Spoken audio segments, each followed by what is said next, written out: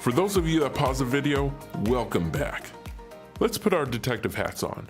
What we're looking for are Docker images. To do that, we use the Docker search command. So let's type in Docker search nginx or nginx.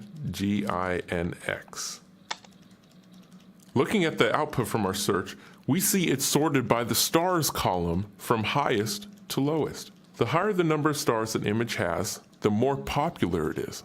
Makes sense. Now let's type in Docker search node. All right, we can see any image we can think of in this manner. Another way we can search for images is to go to the Docker Hub website. So let's type in hub.docker.com. All right, press enter. This is the homepage for Docker Hub.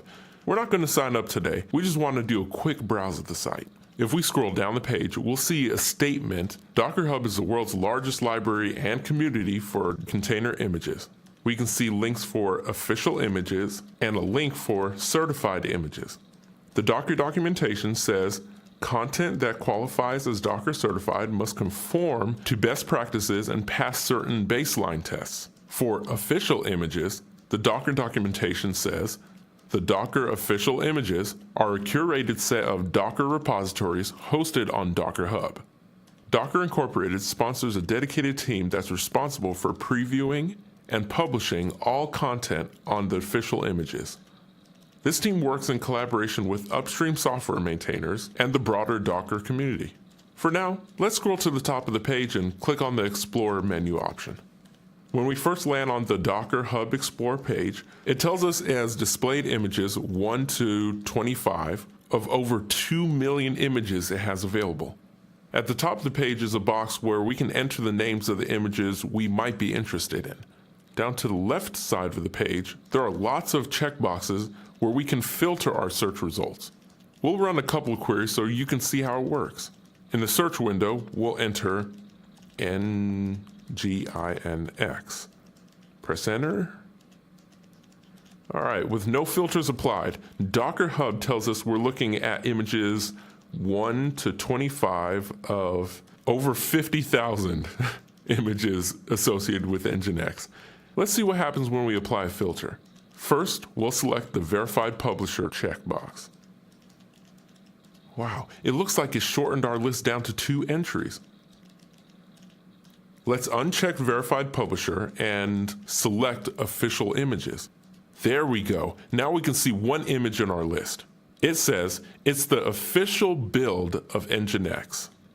I think we've seen enough of the Docker Hub website that you'll be able to navigate your way around it.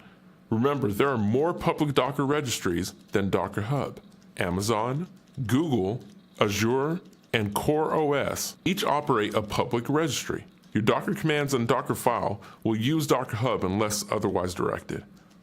All right, let's get into how to get images from registries and your own private registry when it's the right time. In other words, let's get back to the fun stuff of learning Docker commands. Okay, let's get back to our terminal window and type in docker pull hello-world.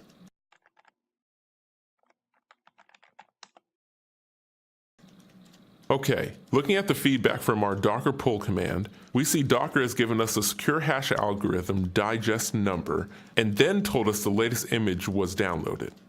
We can verify the hello-image was downloaded by running docker image ls. All right, let's go ahead and run it. We do, in fact, have the hello-image downloaded.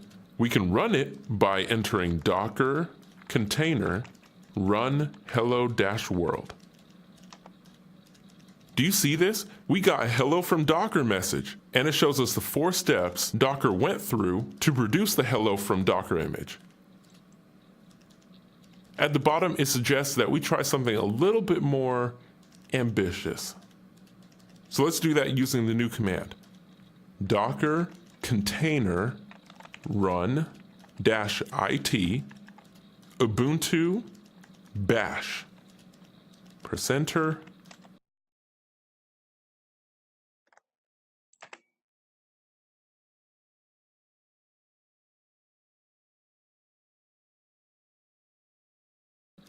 All right, so the first thing we notice is that we have a new prompt.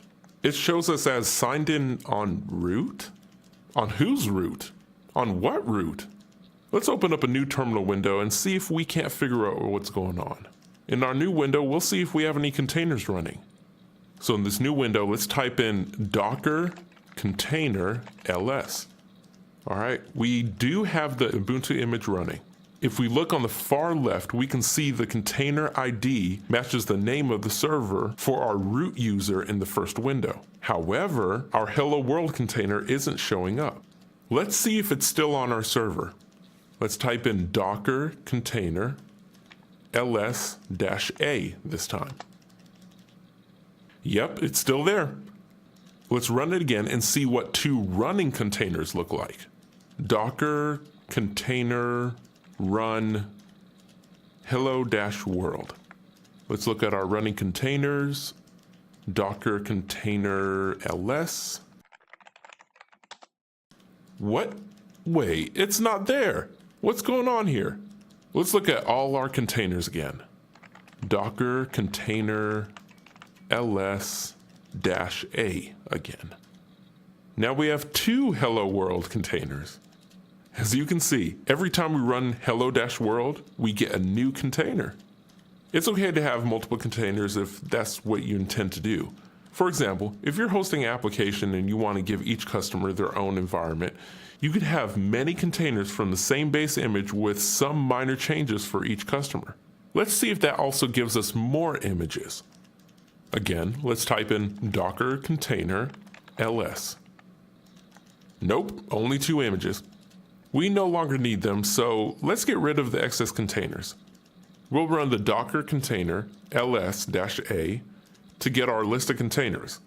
Then we'll run docker container rm followed by the container ID, or at least as much of the container ID as we need to make it unique. We don't have to use all 12 characters. Sometimes a single character is all you need. Sometimes we'll need to use 2, 3, or even 4 characters of container ID to make it unique. So let's type in our docker container ls-a, gives us our list of containers. And then we type in our new Docker command, docker container rm. And then I typed in the first character of the 2 hello worlds followed by a space, just to delete them at the same time. You just type in one character and it works just fine. Let's rerun the docker LSA to verify the containers have been deleted. As we can see, we no longer have any Hello World containers on our server. Let's see if the Hello World image is still there. Let's type in docker image ls. We still have both of our images, so we can run Hello World anytime we want. Let's return to our Ubuntu container. Now let's type in docker container run -it ubuntu /bin/bash. The docker container run portion of the command we're already familiar with. The -it can be entered as -i space -t if you prefer separate flags. The -i says to run the container in interactive mode, which will allow you to enter commands and get feedback. The -t says you want to run the container with the terminal window using bash as the shell. All right, let's type in exit to get out. If we do another docker container ls-a, we'll see we now have multiple Ubuntu containers. We don't want to be creating a new container all the time. Thankfully, Docker doesn't want us to either. They've given us commands where we can work with existing containers. The command that we're looking at right now is docker container start. Before running the start command, let's see what options are available for it. Of the options available, the two we're interested in are -a, which can be entered as --attach, or -i, which can be entered as --interactive. In our second terminal window, we'll stop the running Ubuntu container and restart it with the start command, which if everything works as advertised and we do things correctly, we will have a running container without creating another one the way the run command did. Again, running Docker containers that require a particular container, such as the stop and start commands, you can use the container name or the container ID. I know as well as you, we only need enough of the container ID to make it unique. Let's see if we can get away with just part of the container name. Let's type in Docker container stop and then part of the container name. Yep, it looks like we need the entire name when we're using the container name. Now we'll stop the container using the minimum number of characters we need using the container ID. Docker container stop. If we look at our original terminal window, we can see Ubuntu is no longer running. This looks like an excellent time to take a break. To recap, we've gone over Docker help, Docker run, Docker start, and Docker stop. We visited Docker Hub and learned how to navigate with it. When we come back, we'll put together a working website using Nginx to expose it to the outside world. I'll see you soon.